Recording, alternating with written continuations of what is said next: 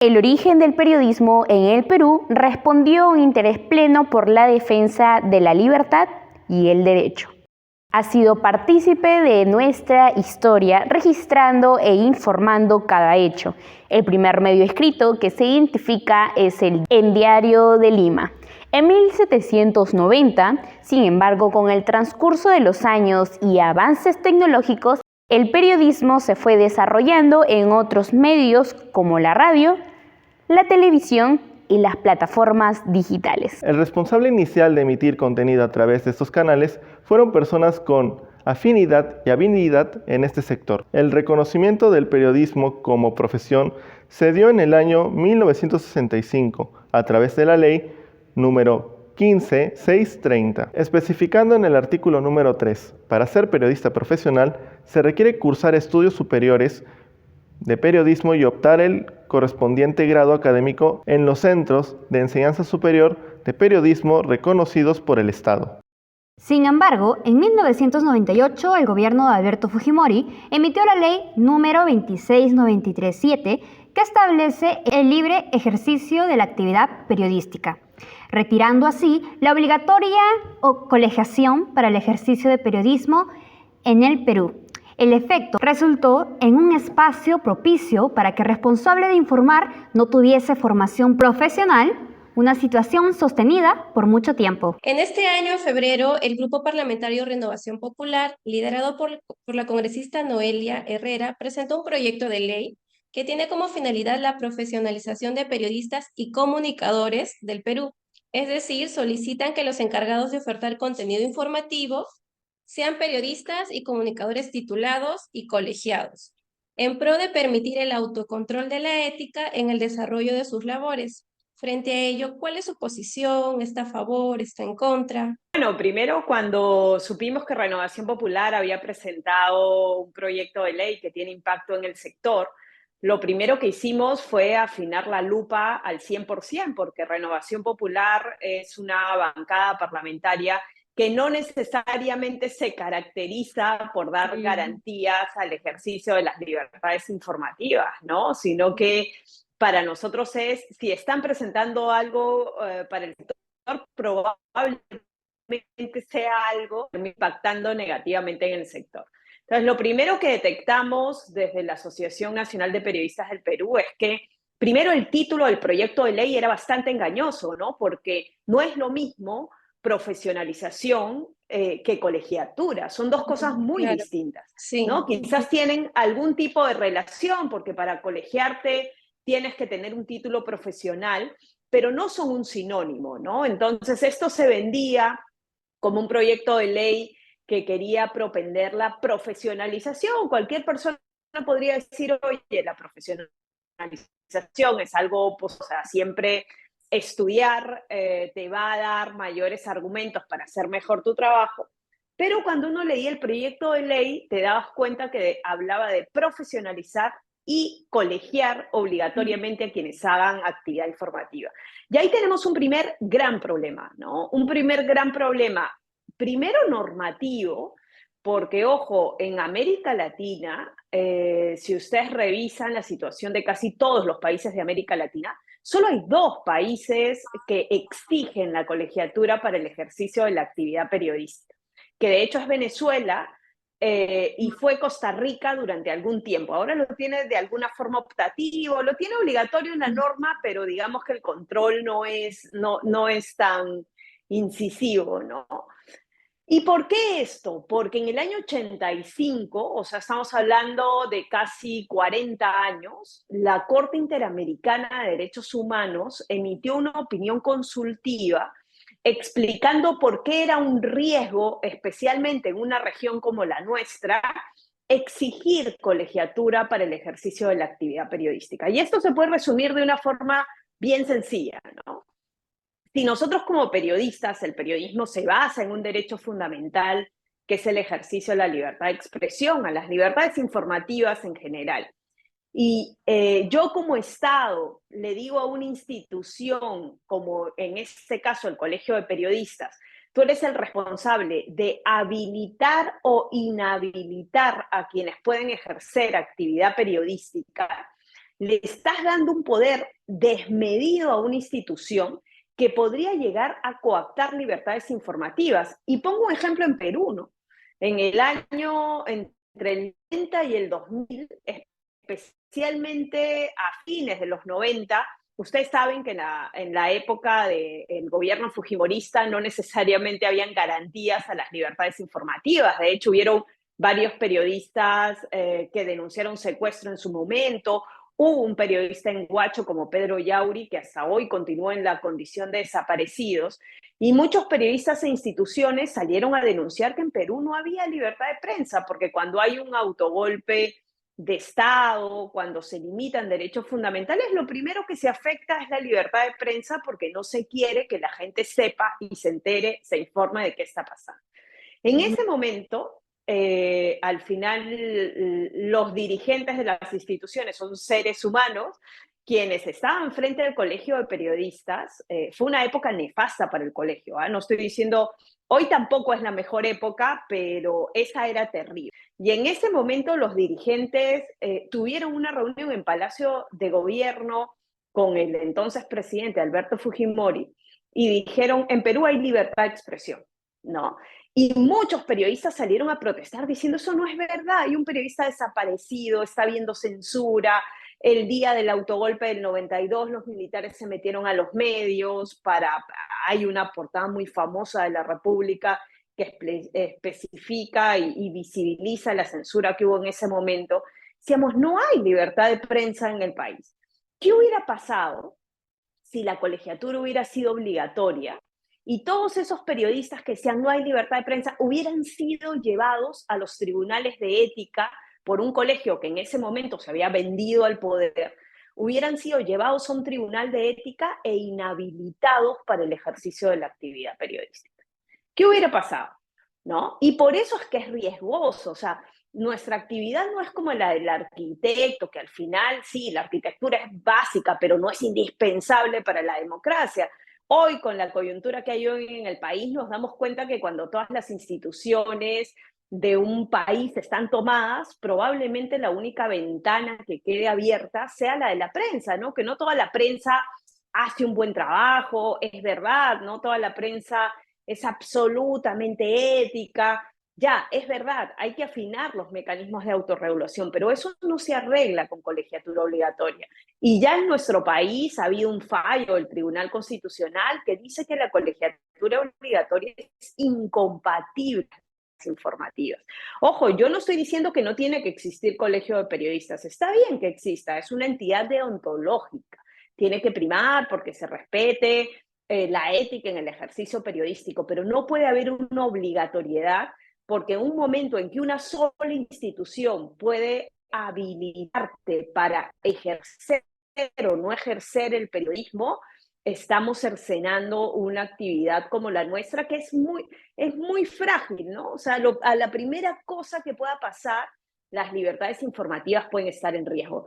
Y ojo, yo no, ya digo, me parece muy válido que existan las instituciones y es más, deberían existir muchas más. Es importante que los periodistas nos organicemos, actuemos como fuerza colectiva, pero esto debe haber libertad de asociación, tú debes decidir si quieres o no pertenecer a una institución, ¿no? La colegiatura obligatoria ya se ha demostrado.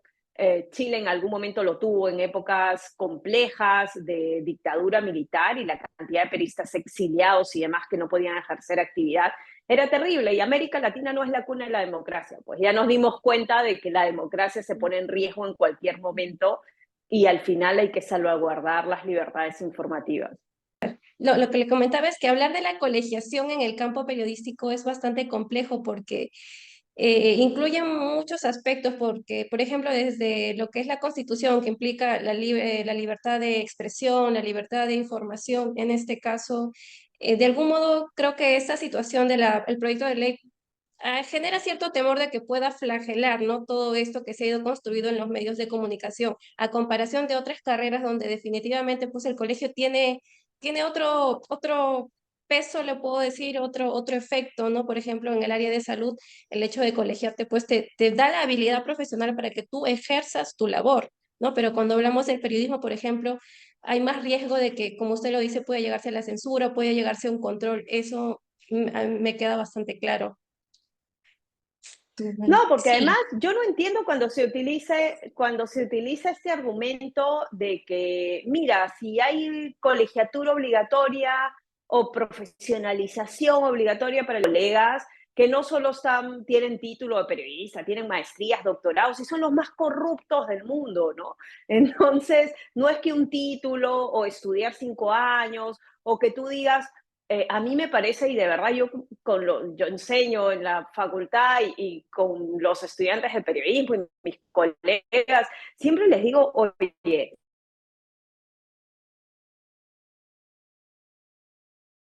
oportunidades de trabajo, por favor. O sea, el que es bueno haciendo su trabajo, el que es bueno o porque se formó o porque tiene habilidades. Hay gente que tiene mucha habilidad para hacer actividad informativa, que nunca estudió. Yo creo que nadie va a poner en tela de juicio las habilidades para el ejercicio de la actividad de César Hildebrand, de Gustavo Gorriti. Yo conozco, incluso hoy, a ver, hay un devenir también en el sector que es claro, ¿no? Hoy no vemos tantos periodistas prácticos en la actividad como hace 20 años cuando yo estudiaba periodismo. Hoy probablemente la gente joven que ingresa a hacer periodismo, gente que viene de estudiar periodismo en muchos casos.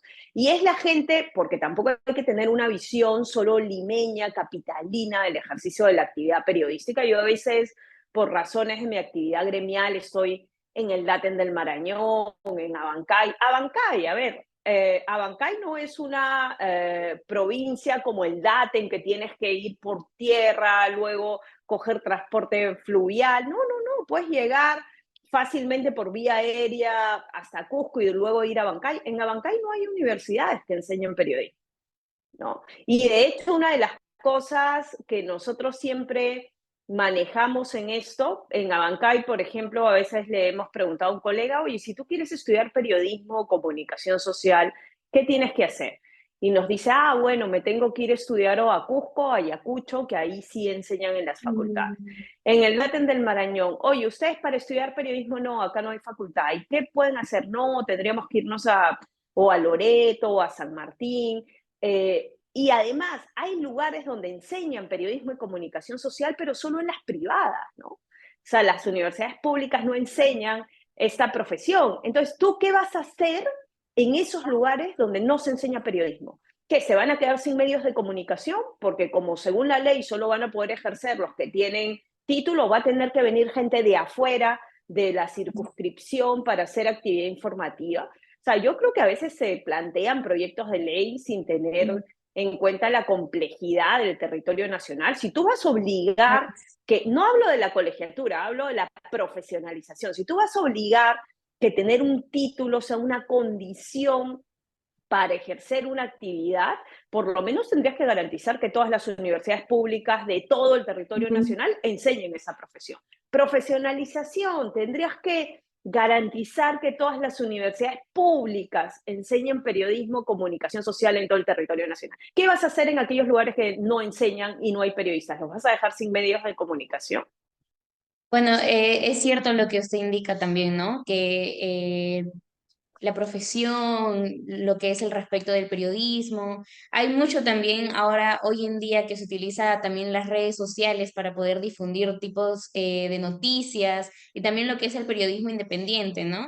Entonces es un factor muy clave, creo yo, para que la sociedad no viva ignorando lo que está pasando alrededor suyo.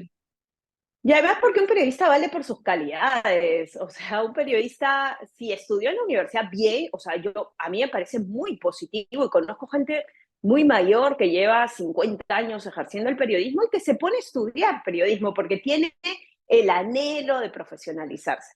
Como anhelo está bien, lo aplaudimos, lo acompañamos, o sea, estudiar siempre te va a dar por lo menos una visión distinta, un pensamiento más crítico sobre algunas cosas, pero como una obligación ya se convierte en una limitación para el ejercicio de actividades de libertades informativas.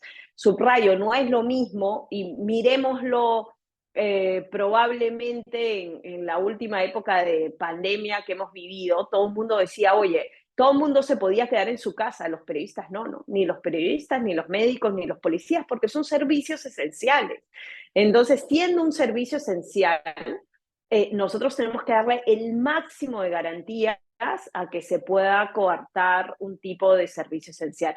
Y subrayo, no utilicen nunca ese argumento de decir, ay, es que si entran los prácticos nos roban el trabajo. No, el trabajo no te lo roba un práctico, y además un práctico no es sinónimo de un ejercicio antiético, ¿no?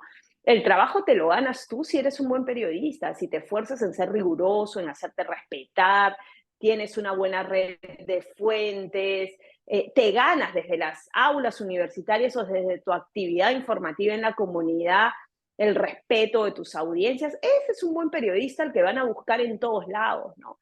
Pero decir, no, que nadie más entra al sector porque se achica el mercado laboral, por favor, eso es tener una misión súper mediocre de lo que puede ser la actividad periodística. Un periodista bueno o una periodista buena va a ser siempre valorado y va a encontrarse siempre un nicho para el ejercicio de las actividades informativas en un sector como el nuestro, que es verdad, es súper precario, complejo, pero lo que más se necesita hoy es buenos periodistas, ¿no? Y no creo, si me pusiera a hacer un balance del ejercicio ético en pantalla grande, que ha estudiado periodismo y la que no ha estudiado periodismo, no sé qué lado de la balanza ganaría más, ¿ah? Porque conozco mucha gente que ha estudiado periodismo que hoy de ejercicio ético. Lo que sí creo es que falta ética en la actividad periodística, sí, pero hay que reforzar mecanismos de autorregulación. O sea, primero hay que invitarlos a los periodistas a que se organicen,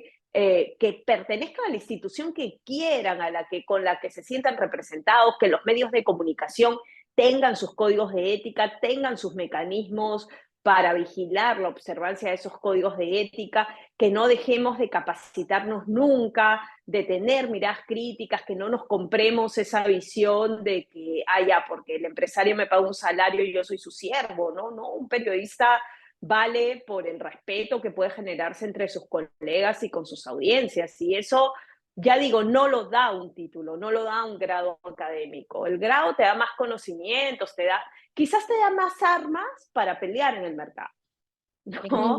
Pero no, o sea, no creo que debemos tener esa visión. Hoy por hoy el periodismo además es hiper multisectorial, o sea, hoy los periodistas, a veces nosotros mismos, hay temas, hoy por hoy que hay un montón de debate político-jurídico. Oye, a mí me sirve muchísimo y creo que estas últimas semanas se habló más que nunca con los abogados que tenemos en el medio que con otra cosa, porque ellos se pueden nutrir desde el conocimiento legal que tienen y uno conoce el formato y las técnicas para contarlo mejor, para contrastar lo que te dicen. Y es eso, ahora hay equipos multidisciplinarios en los medios de comunicación y eso es súper bueno, creo que es retrógrado pensar de que, no, solo los periodistas pueden hacer periodismo. Oye, vamos a hacerlo entre todos, quizás podemos hacer un periodismo mejor y a fortalecer. Aquí lo que importa es que los principios básicos del periodismo los podamos defender desde nuestra propia trinchera de actividad y meterle el chip de esos principios básicos a la gente que viene de otros sectores también. En este contexto me cabe un poco la duda. Dentro de lo que estaba revisando, mencionan que anteriormente a la persona que, bueno, no había estudiado como tal la carrera, se le denominaba colaborador periodístico. ¿Todavía se conserva esa denominación? O sea, hablando un poco en este contexto, ¿no? Esa denominación se ha perturbado mucho porque las empresas periodísticas, de hecho, utilizan hoy la palabra colaborador, pero no con la intención de distinguir a alguien que ha estudiado periodismo del que no ha estudiado. Lo utiliza para saltarse obligaciones laborales. Entonces, casi todas las empresas periodísticas, por ejemplo, y conozco muchísimos casos, dicen, no, este periodista colabora con nosotros, ¿no? Y te dice que es nuestro colaborador. No sé si ustedes se acuerdan en la época de COVID, que por desgracia fallecieron varios colegas en primera línea informativa. Panamericana sacaba pronunciamientos, porque de esa casa de hecho fallecieron algunos periodistas por COVID, y sacaban, es que falleció nuestro colaborador, y luego nos decían, pero si lleva 20 años trabajando con él. O sea, y era periodista esta persona. Entonces, creo que el uso del término, de hecho, hoy se utiliza más con una connotación de burlar derechos laborales que con otra cosa. El Ok. propio canal del Estado a muchos de sus corresponsales en regiones los llama colaboradores, son periodistas, pero los llama colaboradores para no marcar una relación laboral puntual con estos colegas. Y ahí no les importa si son periodistas o si vienen de otras actividades. Lo que hacen es fijar el concepto de colaborador única y exclusivamente para no generarse ninguna carga de índole laboral, ¿no? De hecho, antes probablemente lo que estaba muy marcado era, además tengamos en cuenta que el periodismo como tal en el Perú existe desde 1950, ¿no? O sea, antes, ¿qué división ibas a hacer? O sea, en 1950 recién se empieza a enseñar periodismo y empiezan a generarse, de hecho, las primeras promociones que egresaban o del Instituto Libre de Periodismo, porque de hecho Bausates también fue una de las primeras casas de formación de periodistas, pero también de la Escuela de la Universidad Mayor de San Marcos, ¿no? Ujú. Entonces Bausate en ese momento era un instituto libre de periodismo, pero tenía muy buena fama porque toda la gente que hacía periodismo enseñaba en el instituto. Pero esa distinciones, discusiones, quizá o más, que es lo que a mí se me hace más triste, con estas generaciones que con otras, ¿no? Es como si dijeras, no sé, los periodistas estamos perdiendo un montón de conciencia social y nos estamos metiendo así en una concepción de, mira, yo soy profesional y no miro a nadie, olvidándonos cuál es la naturaleza de esta actividad, ¿no? Si hemos tenido la oportunidad de estudiar, a ver, yo también he estudiado periodismo, enhorabuena que haya podido tener la oportunidad de estudiarlo, pero nunca se me ocurriría discriminar a un colega que haga actividad informativa, si es que lo hace bien, ¿no? Creo que la lucha que tenemos que emprender es con toda esa gente que pervierte la actividad informativa, que son corruptos, que chantajean, porque hay casos en que se chantajea desde un micrófono, desde un canal de televisión a autoridades locales muchas veces contra ellos. Tengan o no tengan título, la guerra absoluta, porque esa es la gente que de hecho distorsiona la naturaleza y el sentido de nuestra actividad. Pero si hay gente que hace actividad informativa, no sé, yo escucho mucho, por ejemplo, en estas semanas y en estos meses, de que a Rosa María Palacio siempre dicen, no, pero ella no es periodista.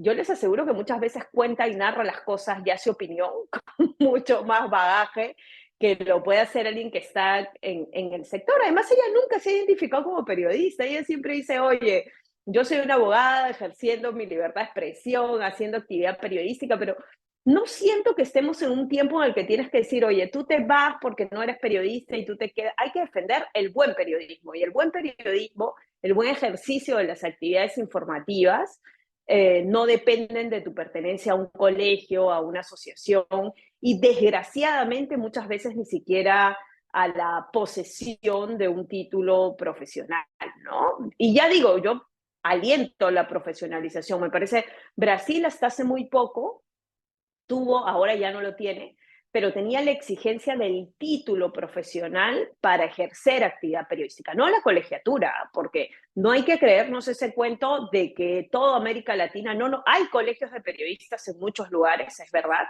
pero es facultativo, tú puedes o no puedes pertenecer y tienen siempre una función deontológica. Ujú. Hablando ya bien del proyecto de ley en sí, hay una de las modificaciones que ya lo hemos venido hablando, que es justamente hay una modificación en el artículo 3. Precisan una modificación en el artículo 3 de la ley 26.93.7, que es la ley sobre libre ejercicio de la actividad periodística. ¿No? El fundamento que tiene Renovación Popular es de que frente al escenario de desarrollo de un periodismo empírico, frente al cual los estudiantes de las diversas universidades afrontan una competencia laboral, lo que se traduce en un aspecto desmotivador para seguir esta carrera o concluirla, teniendo como consecuencia un círculo vicioso de bajo nivel de preparación técnico-profesional en los actuales medios de comunicación. Poco, o sea, quieren decir de que como hay tanta competencia laboral y hay personas que se desempeñan como periodistas o personas que comunican, brindan información, que no han estudiado, entonces de algún modo genera cierta desmotivación en los individuos que quieren estudiar, ¿no? Eso es lo que ponen como fundamento en la modificación, que la modificación básicamente es de la exigencia del título. El título profesional es exigible cuando la función de periodista o comunicador social se desarrolla en algún medio de comunicación regulado por la autoridad administrativa, que es básicamente lo que quieren agregar a la anterior ley, ¿no? Que es del ejercicio profesional del periodista. Bueno, Son los ese es el fundamentos. argumento Ujú. probablemente más absurdo de la ley, que es lo Sí, que hablábamos. Si exacto. nosotros vamos a decir, mira, la gente se tiene que profesionalizar o tiene que pertenecer a un colegio profesional porque me está haciendo competencia laboral, a ver, por Dios, o sea, si ese va a ser el argumento para hacer un Sí. cambio Ujú. normativo, eso no merece, pero ni la más mínima discusión. Es como decir, oye, solo importa que yo tenga un título, no importa cuál es el nivel de mis competencias, pero como yo estudié 5 años, tengo que tener trabajo, pues, ¿no? Eso no funciona así, no funciona así ni para el periodismo ni para cualquier otra actividad. A mí me parece que más bien los legisladores en lo que deberían estar enfocados es en fortalecer instrumentos que velen por la calidad del periodismo, porque no es el caso de Bausate. Pero yo conozco varios centros de estudio donde los alumnos salen al 10.º ciclo y no saben ni redactar. Entonces tú dices, ah, ya, este es el egresado que tú dices que mejor no le dan competencia porque si no, no consigue trabajo. No, al contrario, hay que ser súper exigentes en todo el proceso formativo, porque si tenemos buenos egresados de comunicación social, ellos solos se van a ubicar en el mercado laboral. Y subrayo, no sé por qué a estas alturas de la vida hay tanta preocupación por los periodistas prácticos, cuando cada vez son menos los periodistas prácticos en el sector de medios. Y de hecho yo les puedo poner un ejemplo desde lo que conozco, que es la Asociación Nacional de Periodistas. Nosotros tenemos casi 12.000 afiliados a nivel nacional. Cuando yo me afilié a la asociación, ahora soy la presidenta de la asociación, pero antes era socia y no tenía ninguna responsabilidad dirigencial en ningún estamento. Cuando yo me afilié, la membresía de la asociación, que tiene presencia en 117 provincias, era más o menos un 70% de periodistas prácticos, estamos hablando hace 20 años, y un 30%, un 60 de prácticos y un 40% de profesionales. Hoy, de la gente que tenemos afiliada a la asociación, prácticamente estamos hablando de un 75% de profesionales y un 25% de prácticos. Y no porque les hayamos obligado a que tengan un título para poder afiliarse, sino porque la gente práctica que va quedando en el mundo laboral es la de las generaciones mayores, ¿no? Hoy es muy difícil que un joven de 18, 20, 25 años que no ha estudiado periodismo diga, ah, voy a ser periodista. O sea, es difícil. Generalmente la gente que ahorita está en las redacciones, y vamos a ver Lima, La República, El Comercio, Latina, TV Perú, la mayoría de jóvenes que ingresan son estudiantes de periodismo o comunicación social. O sea, para mí sería súper raro ver que un medio de comunicación hoy, no estoy hablando de hace 50 años, hoy incorpore a sus filas a alguien que no sea o que no haya estudiado periodismo, ¿no? Puede haber uno que otro caso de alguien que puede ser o que viene muy recomendado de alguien y eso siempre se sabe y se conoce rápidamente, pero es difícil que un medio de comunicación incorpore a alguien que no venga del mundo académico universitario, ¿no? O técnico. A veces hay buenos técnicos que de hecho incorporan en los medios más para la parte técnica, pero no sé por qué ese nivel de preocupación hoy con los prácticos cuando la curva de Ujú. los prácticos está en caída. Sí, es cierto. Otro fundamento que mencionan ellos es que debido pues a las últimas coyunturas, en realidad en nuestro país siempre ha estado envuelto en coyunturas políticas o situaciones alusivas a ello. Entonces, frente a estas coyunturas que ha habido política, es necesario que el profesional que brinde la información tenga objetividad, tenga veracidad, todas las cualidades que sabemos que lo tiene el periodismo, pero ellos mencionan de que el hecho de generar esto, lo que quieren es regular la legislación para de algún modo regular el ejercicio de los derechos de la libertad de trabajo y la libertad de expresión. Lo que fundamentan ellos es que va a mejorar los estándares profesionales y la calidad de información de que se brinde. Bueno, eso es otro fundamento que ellos mencionan. O sea, Sí, mejorar la es otro calidad. fundamento absurdo, ¿no? Porque si vemos hoy, revisemos la televisión de alcance nacional, Instituto de Estudios Peruanos, dice que el 65% de la audiencia siente que la televisión le miente. Revisemos espacios informativos, ¿ah? Porque entretenimiento es otra cosa. Revisemos espacios informativos de los medios, reporteros, reporteras, que no han estudiado periodismo. Puedo solo revisar TV Perú, los 5 conductores, además 3 de ellos han estudiado en Bausate, han estudiado periodismo. Puedo revisar reporteras de América Televisión, Canal N, RPP, la mayoría de sus reporteros vienen de canteras de periodismo. ¿Y qué podemos decir de que los estándares de calidad están elevados? Eso no depende, vuelvo a subrayar, de si lo estudiaron o no. Muchas veces depende de las políticas editoriales de los medios de comunicación y ahí es donde hay que hacer un trabajo, en la autorregulación de los medios, que los medios, la gente está muy enojada con lo que están haciendo los medios de comunicación. Y les pongo un ejemplo claro, ¿no? Miren, y quizás pongo el peor ejemplo ya, pero miren América Televisión y qué piensa y todo lo que se ha leído y se ha visto y se ha escuchado esto de prensa vendida, mermelera, basura, los votan desgraciadamente tirándoles piedras, botellas y demás a nuestros colegas, que eso está mal que se haga, ellos no tienen la culpa al final de las políticas editoriales. Miren Willax, ¿no? Claudia Toro estudió periodismo y por desgracia estudió en Bausate.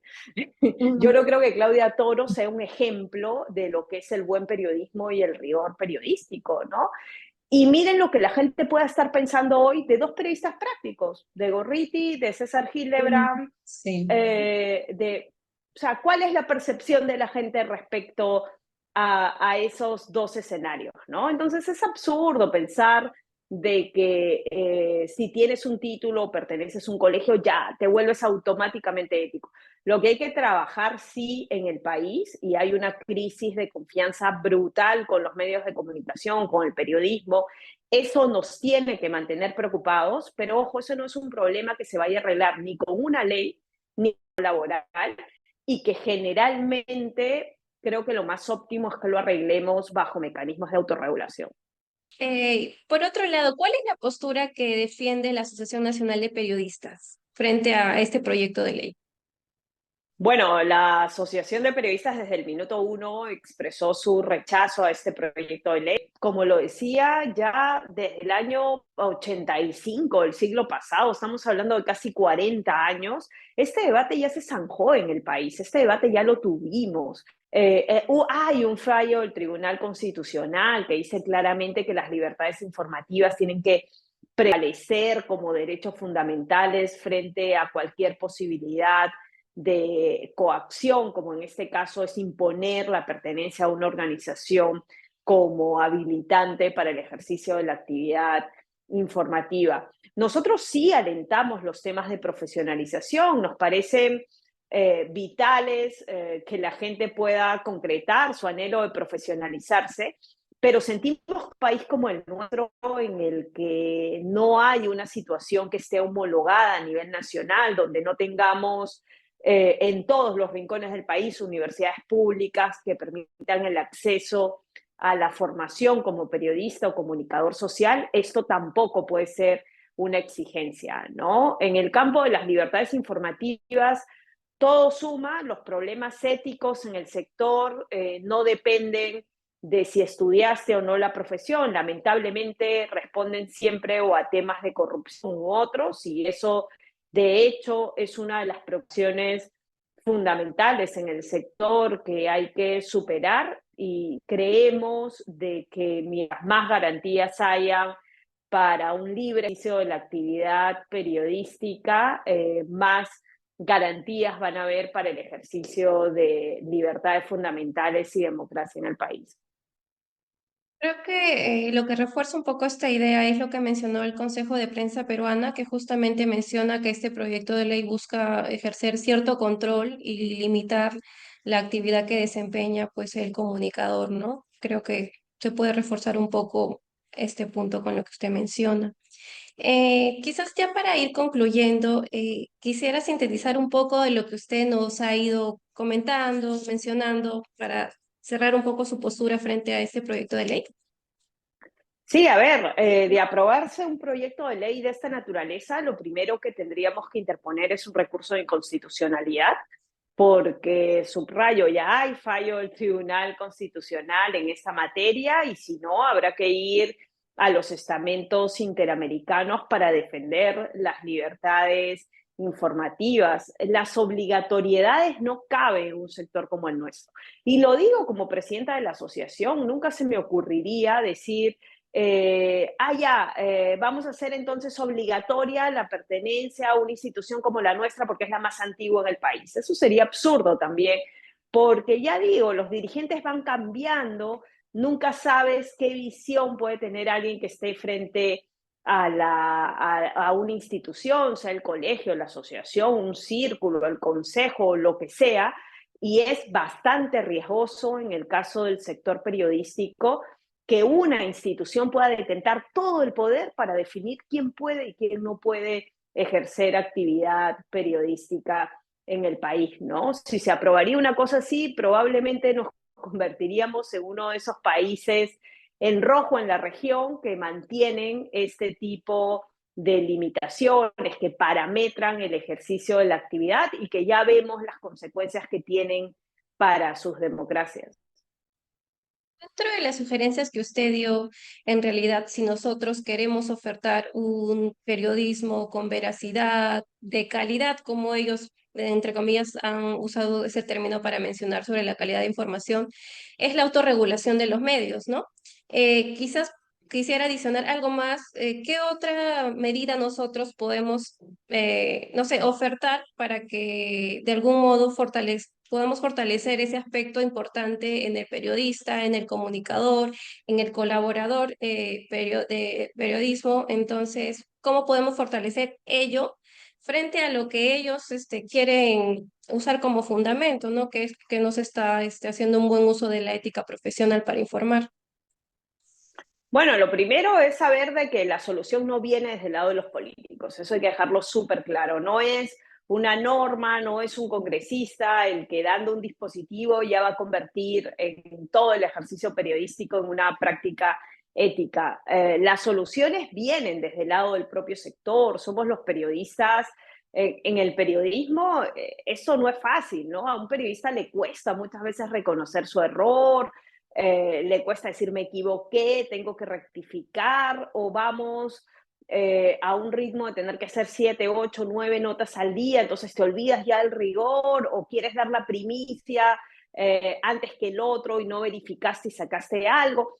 Esas prácticas hay que irlas modelando dentro del sector, ¿no? Y ahí la autorregulación es importante, pero también, o sea, adicional a eso, una de las cosas que hay que hacer es alfabetizar a las audiencias. O sea, la UNESCO, por ejemplo, tiene un proyecto importante, no solo a nivel regional en América Latina, de hecho es una de sus iniciativas a nivel mundial, que es trabajar temas de alfabetización mediática desde la época de la escuela primaria. O sea, que las audiencias estén empoderadas, sepan distinguir la información de la desinformación, no se conviertan en actores que puedan viralizar mucho más algo que es mentira.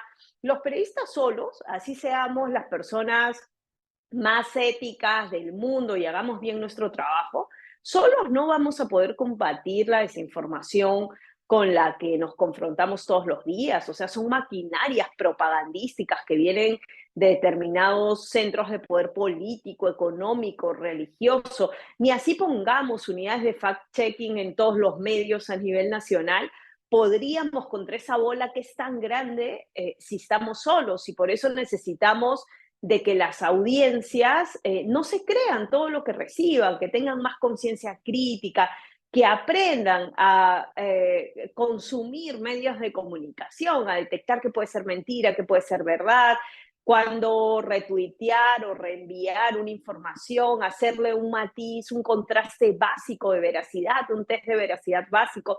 Y eso hay que aprenderlo desde el primer grado de primaria.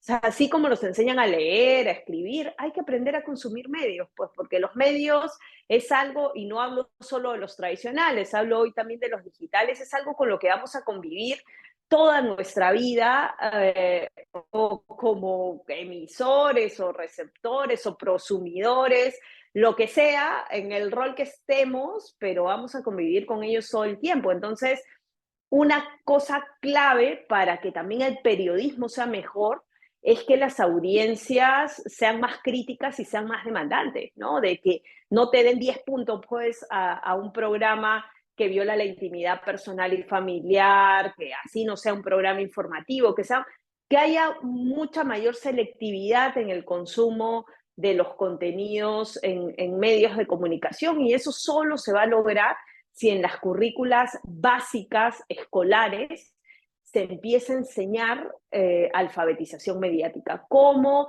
consumir los contenidos de los medios de comunicación, cómo hacer test de veracidad frente a lo que recibes y cómo te conviertes en una audiencia mucho más crítica. Con audiencias críticas, el periodismo se va a ver mucho más demandado a elevar los estándares de calidad.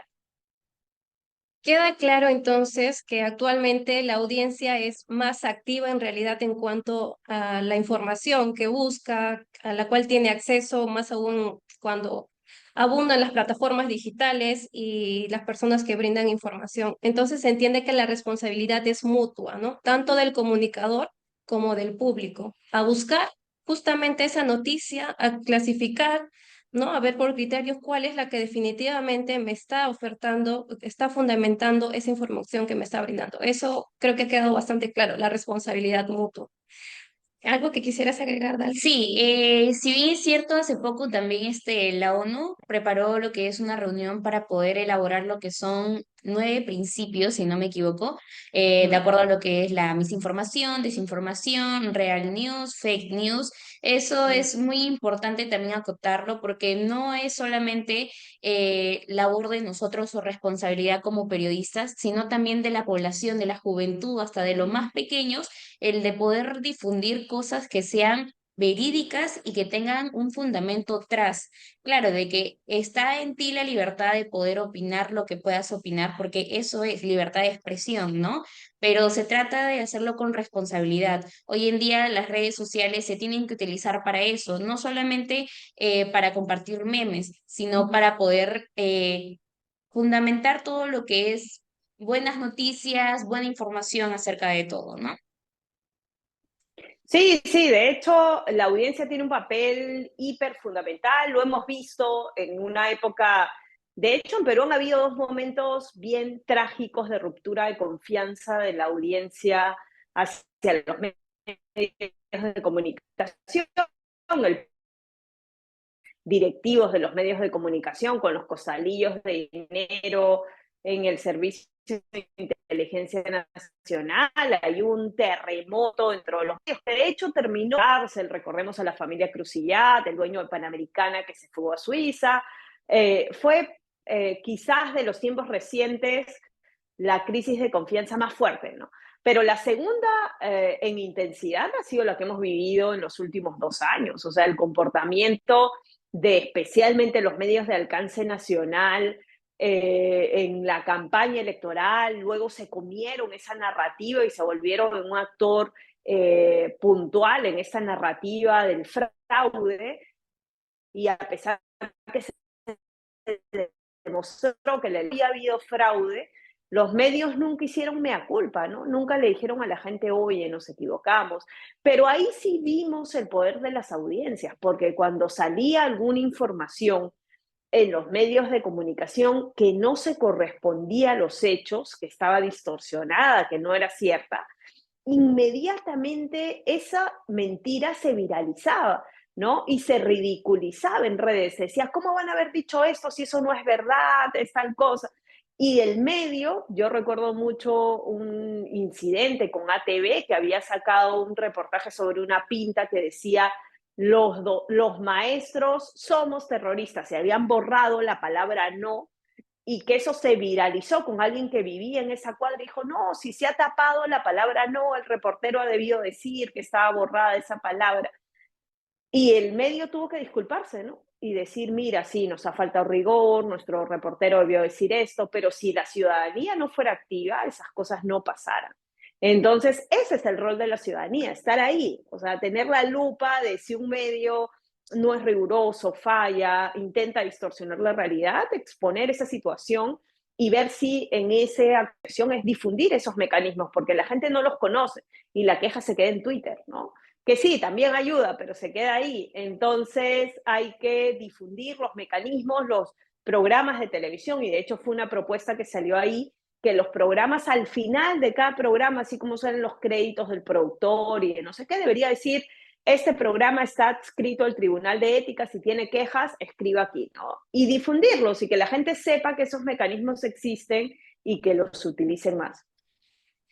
Muchas gracias, señorita Zuliana. Definitivamente todo lo que usted ha compartido con nosotros es muy valioso. Nos ha podido personalmente avisorar muchos aspectos que a veces nosotros no vemos desde la realidad que tienen otras personas cuando quieren tener acceso a formación en este aspecto del periodismo, ¿no? Es muy valioso y agradecerle mucho su tiempo y sus palabras. Sí, la verdad, muchas gracias No, por que su les vaya tiempo, bien. de verdad.